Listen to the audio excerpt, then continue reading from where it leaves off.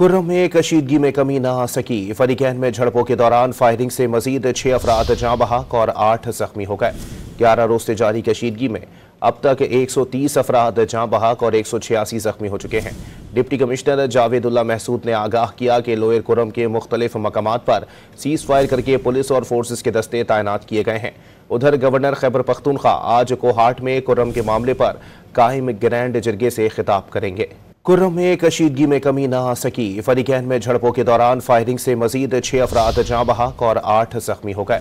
11 रोज से जारी कशीदगी में अब तक 130 अफराद जाँ बहक और 186 जख्मी हो चुके हैं।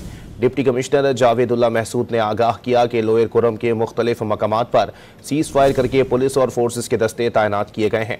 उधर गवर्नर खैबर पख्तूनख्वा आज कोहाट में कुर्रम के मामले पर कायम ग्रैंड जरगे से खिताब करेंगे। कुर्रम में कशीदगी में कमी न आ सकी। फरीकैन में झड़पों के दौरान फायरिंग से मजीद 6 अफराद जाँ बहक और 8 जख्मी हो गए। 11 रोज से जारी कशीदगी में अब तक 130 अफराद जाँ बहक और 186 जख्मी हो चुके हैं। डिप्टी कमिश्नर जावेदुल्ला महसूद ने आगाह किया कि लोअर कुर्रम के मुख्तलिफ मकामात पर सीज फायर करके पुलिस और फोर्सेस के दस्ते तैनात किए गए हैं। उधर गवर्नर खैबर पख्तूनख्वा आज कोहाट में कुर्रम के मामले पर कायम ग्रैंड जरगे से खिताब करेंगे।